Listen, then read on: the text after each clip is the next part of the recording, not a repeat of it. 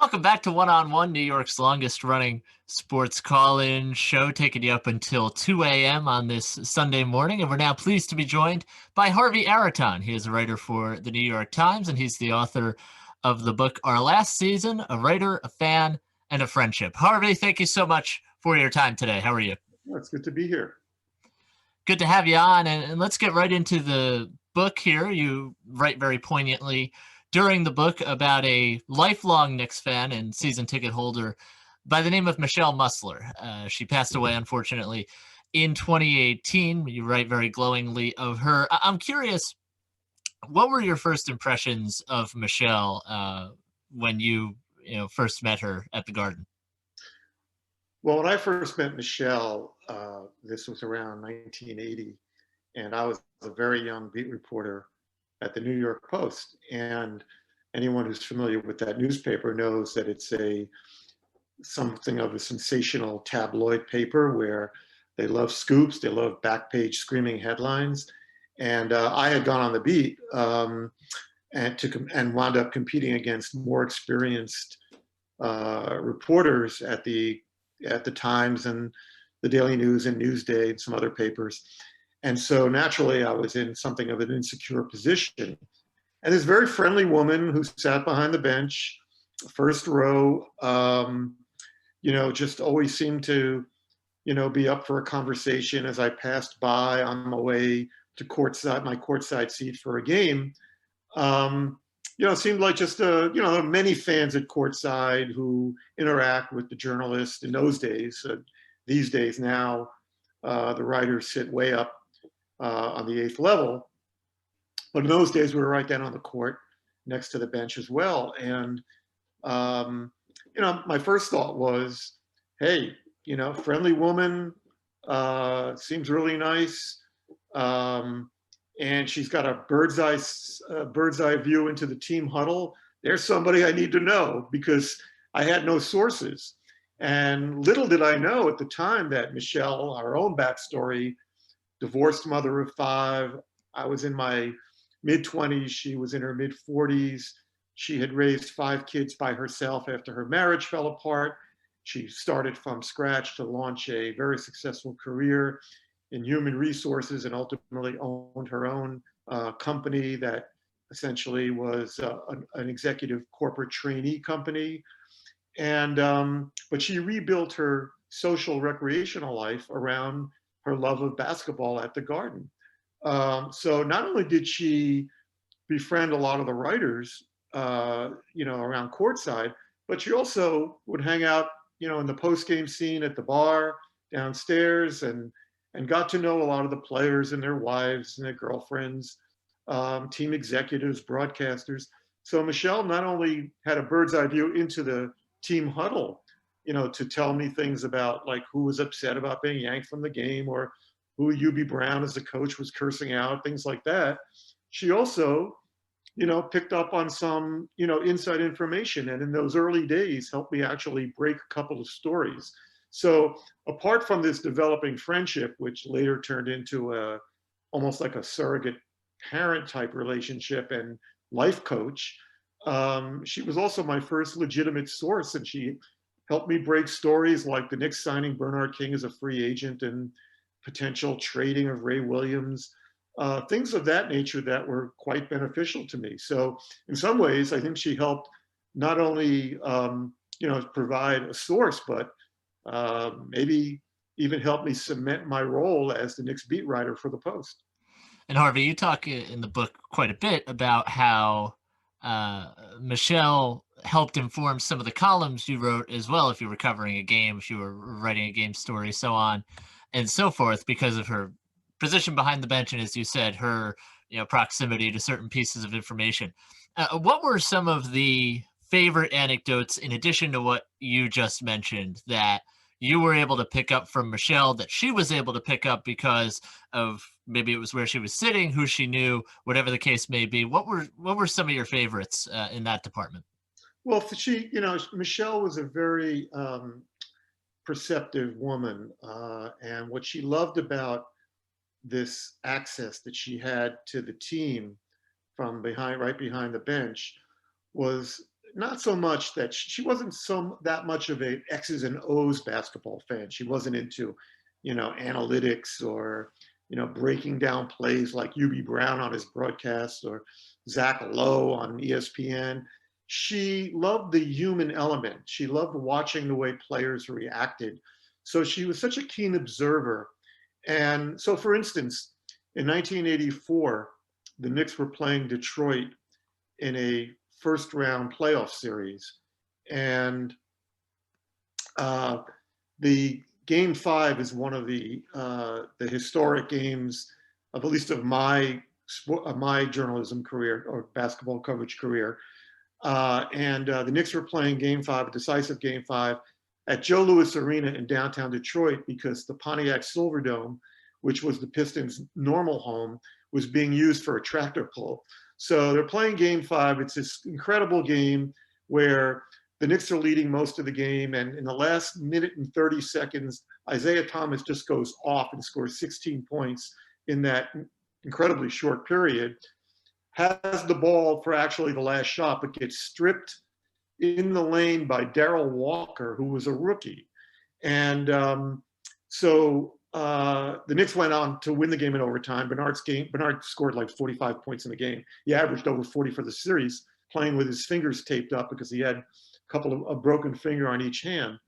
So when I was writing my game story, I remember it was a Friday night in Detroit. And when writing my game story, I remembered that all year long, Michelle had been saying things to me like, poor Darrell Walker, Hubie Brown just never gives that kid a break. He's screaming at him, cursing at him. And as we later found out, there was a lot more going on behind the scenes between the two of them. And she said, I just felt so sorry for this kid. He seems like a nice, earnest kid, but all year long, the cursing. She said, in fact, one time I leaned over and whispered in the ear of Mike Saunders, who was the trainer at the time. And she said, please get him to stop cursing out that poor kid. I'm sure UB didn't pay any attention. But anyway, in any event, to sit down and write my story, obviously I had to come up with a lead that reflected, the fact that Bernard King was the hero of the game, that Isaiah Thomas had done something incredible, but Darrell Walker, this rookie who had been under siege all season, had maybe arguably the most important play of the game by stripping Isaiah as he went for the game-winning shot in regulation. So the lead was something like Bernard King stole our hearts, Isaiah Thomas nearly stole the game, but Darrell Walker stole the ball. And it gave me, that was an example of how having Michelle as my eyes and ears behind the bench shaped a lot of the stories I wrote, because she was feeding me this material, this insight. I was practically inside the huddle myself. So that was an example of how I was able to develop an angle in what was, a compelling game in itself to write about, but to not leave out someone and to have the backstory. So in that story, I got into that UB Brown had been on this poor kid all year. And here was, as I look back now, arguably the greatest victory of UB Brown's coaching career in the NBA, because that game got them into a second round series against the Celtics. They took them to 7 games. It was, widely viewed and written about series. The Knicks lost, but in the most, telling moment of his, I guess I could make the argument, of his entire NBA coaching career, a guy he had no use for bailed him out. So it was those kinds of insights that really made Michelle a useful friend and source behind the bench. But there was so many times, the number of phone conversations that we had through the years. And we could be talking, Sunday was our day to usually talk by phone, and it could go on for a couple of hours after the Sunday morning news shows, which she always religiously watched. And we could be talking about our kids, about life, about problems, about illness, but inevitably it always steered back to the Knicks. Talking with Harvey Araton, writer for the New York Times. He has written the book Last Season, a writer, a fan, and his friendship. Harvey, I do have to ask, there's a chapter in the book. It's entitled Dolan and the Death of Hope, which is about James Dolan, the Knicks owner. How negatively did Michelle view James Dolan's stewardship of the Knicks into her final years on this earth, and as a Knicks season ticket holder, just how negatively did she look at James Dolan as the owner of the team? Well, the title kind of tells it all. Dolan and the Death of Hope. You see, Michelle had been there from 1973, the 1973-74 season. She had gone to a couple of games with her ex-husband and her sons. She had 2 sons and 3 daughters. So she attended, she always loved basketball. She grew up in Hartford. Her younger brother was a good player. She always tagged along to watch the games. She was a tomboy who was actually the sports editor of her high school newspaper. And she fantasized about a career in sports journalism, but there was no pathway into it, you know, during the early to mid 1950s when Michelle was coming of age. But she didn't get her first season ticket until essentially what was the first year after the championship season. So Michelle sat there pretty much for 45 years, waiting in vain for a title. Obviously, the 90s were great. The Knicks were the noble contender throughout the decade, just didn't get over the hump completely. But in the 21st century, which coincides with the Dolan era, starting around 2000, she pretty much blamed him for costing her not only what would have been, you know, a last shot to see a championship celebrated in Madison Square Garden, but also competitive, likable teams. I mean, the Knicks have essentially been a train wreck for this entire 2 decades. And she particularly resented his interference in, you know, the Carmelo Anthony deal, which, you know, he pushed Donnie Walsh, who was trying to negotiate a deal which would preserve a lot of the assets that they already had assembled. And, you know, Carmelo was trying to leverage the Brooklyn interest in him, or at that point, New Jersey, to try to make the deal happen. Finally, Dolan, for solely financial reasons that he had, you know, he was renovating the Garden during that period. He wanted to, you know, triple the prices of the courtside seats, including Michelle's, from $300 to $900 a seat. And he wanted to justify it by presenting the Garden fans a superstar come hell or high water. It didn't really matter to him what they were giving up. He just wanted to say, look, I give you Carmelo. So Michelle resented that. She resented what the Carmelo Anthony era became, just one guy's brand, scoring a lot of points, but the Knicks not winning any games except for that one year where they won 54 and made the second round of the playoffs. And, you know, so she really blamed him for the last unhappy years around the Garden. But mostly, you know, what frustrated her was that this is what she did for a living. She trained troubled corporate executives. She traveled all over the world. You know, companies like Procter and Gamble would hire Michelle and send her to the Philippines to work with somebody in one of their, you know, in one of their offices there who was abusing employees or sleeping with secretaries or whatever it was, to straighten them out. And that's what she did.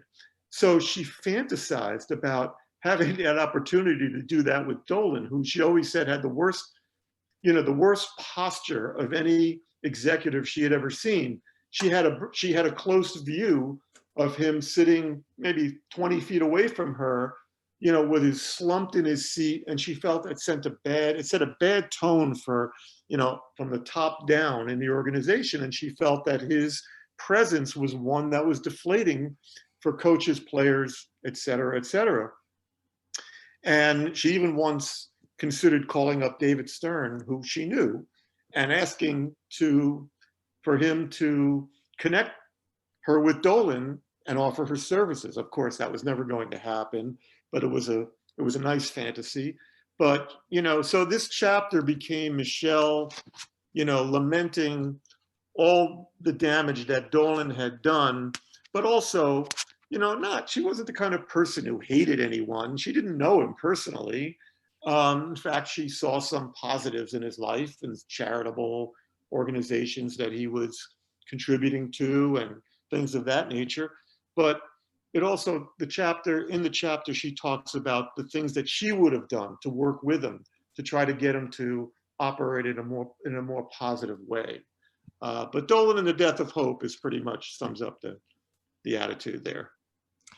Harvey, as you wrote this book and you reflected on Michelle's life, her Knicks fandom, your relationship with her, how much of a reflective experience was it for you to look back upon a lot of your career and how you, progressed through the years? How reflective of an experience was it, not just to look back at Michelle and her life, but also a big chunk of your life so far as well? Well, that was the challenge of this book. I mean, it's sort of it's the story of Michelle's life. It's the story of my career and my life. So in that sense, it's a quasi-memoir, but it's also the story of our friendship and the things that bound us together, mainly basketball, but then there were some other things. We had similar upbringings from blue-collar families, working-class families, grew up in the projects, tried to overcome perhaps what would have been considered low expectations professionally for us from our families. So that was the challenge of weaving that all together.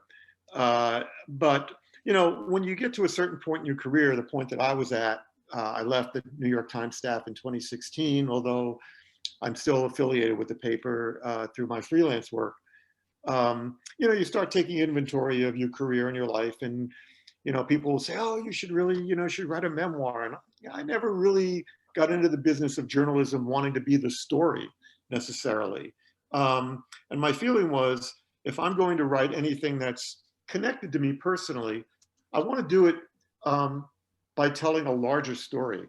And I feel like that's what I owe readers to not just write about, and then I did this, and then I went there, and then I wrote that.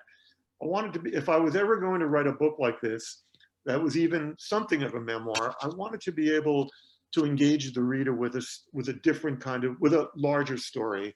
And when I really sat down and thought about it, at the end of the day, after 40 years of being around the Garden, my friendship with Michelle was probably the greatest takeaway for me in terms of how it impacted my life, all the ways that she became a wise counsel to me. And as I said earlier, like a surrogate parent, and sort of the wise elder I didn't have growing up at home. So it was a challenge to kind of piece that all together, to weave it in, how much to focus on me, how much to focus on her. But in the end, it was the story of our friendship that kind of runs through the entire narrative. Harvey, moving on to a couple of other things before we let you go.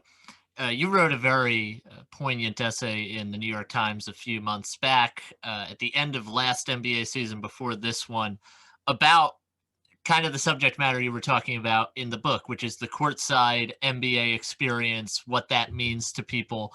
And you had written that, there were fewer and fewer Michelle Muslers through the years, unfortunately, people like that who were just lifelong fans of a team, basically. As we have seen, the Knicks, the Nets are both going to be allowing fans back into the arenas coming very soon. It's not obviously going to be like it was pre-coronavirus. Moving kind of post-COVID now, how do you foresee the courtside experience, if you will, at a basketball game changing in the future, even as we move on, hopefully, from COVID in the coming months and years? Yeah, I think this is a very challenging question that is hovering over indoor sports, particularly like the NBA and the NHL. And perhaps even more so for the NBA. The NHL, the fans, if they are comfortable with one another, sitting next to one another, they are protected by plexiglass, from the playing surface. One of the great things, maybe the greatest thing about NBA courtside, which is, as I wrote, the most intimate venue in sports, albeit the most expensive, is its intimacy, and the fact that you can actually reach out and touch players and hear them. You can hear the sound of the squeal of the sneaker and read the expressions on their faces. That was one of what attracted me to covering the NBA for all those years, was the proximity. Of course, in later years, we got moved upstairs as the NBA realized, hey, we can make a lot of money selling those seats. And I really, it's not that I'm worried about LeBron James having to make $10 million less, or 30 million instead of 40 million. But what I'm concerned about is whether or not, how quickly, if at all, people are going to be eager to rush back into that packed in kind of frenetic environment, because that's the appeal of it. You're close to people, you're all pressed together. You can feel the excitement. People are high-fiving, they're screaming. Well, even if COVID is controlled, it may not be completely eradicated. And so you're asking people to not only perhaps take some risk, with their health in that clustered environment, but you're also asking them to pay extraordinary sums of money for the privilege of risking their health. I don't know if, habits do change. And I wonder if corporations coming out of this, are going to be so eager to spend that kind of money on corporate seats, knowing that people may not be so eager to rush back there. So I think there's a big, question mark hanging over the NBA experience. I'll be eager to, I think we've seen some fans in arenas like in Atlanta and Utah, and they're scattered around, they're scattered about. I don't think, that's as big an issue, but to recreate, that packed in mentality, I think people are going to really have to feel much more secure, and it may not happen for, possibly several years. Certainly see what happens there. Harvey, one more before we let you go. I have to ask you a question about this year's Knicks team while we have you here. This is a team that right now, as we're talking on Tuesday the 16th, is currently sixth place in the Eastern Conference. I think a surprising result coming into this season. Tom Thibodeau has been getting a lot of credit from a lot of different places for the job that this team is doing so far this year. As you watch this team that you have covered for a long time, how impressed are you by the job that Tom Thibodeau is doing, the progression of Julius Randle, who scored 44 points on Monday night? Just how impressed were you with the Knicks' start so far in this season? I've been very impressed. And, what I've seen from them, first of all, for the first time since the 90s, an all-out commitment to defending. That's Thibodeau's calling card, obviously. He was an assistant under Van Gundy. So that's not surprising. That's the way he's coached in Chicago and Minnesota, and Boston as a defensive specialist coach there. So I think that, they've implemented a foundational style of play. Obviously, the Randle emergence as probably an all-star player has really been the number one surprise. Quickly has been something of a revelation. And I think the other thing that, seems to make me feel pretty confident at this point that they're going to make the playoffs. The conference is what it is. There are a lot of teams that are floundering about, including, surprisingly, Miami, which has had, the COVID situations and Jimmy Butler out, a couple of guys underperforming. Goran Dragic has been out. But, the other thing I think that's working in the Knicks' favor, they are in year one with a new coach who's very demanding, and they're playing hard. And I think not having crowds, you go into an arena like Miami or, Indiana, no fans, that these are more veteran-laden teams that, sometimes need the juice of the crowd to get pumped up. The Knicks are going to play hard every night because they are so young, and they are playing for a demanding coach in his first year. So he has all of their attention. And I think that the no fan, or the few fans situation that we currently have is playing to the Knicks' benefit. I think we've now seen enough of a sample that they're going to play hard all year. Derrick Rose, I was concerned a little about that, if it was going to take time away from quickly, but obviously they've paired them together. So, if I were a Knicks fan, I'd be feeling pretty good about all of it. And especially as an added bonus, how bad Dallas has been. The Knicks have their pick. It's unprotected. Dallas in a very tough conference, still under 500, not a good defensive team at all. Porzingis has really not looked very good coming back from injury. They hang every night on Luka Doncic. How great will he be? I really think they could wind up with another lottery pick. And so, going forward, you see them start to build that nucleus of talent that will make them ultimately more attractive to the next free agent who wants out of his current situation, and opts out of his contract, whether that's going to be a guy like Kawhi or, somebody else, remains to be seen. But until the Knicks got that in order, they were never going to land a top-level free agent.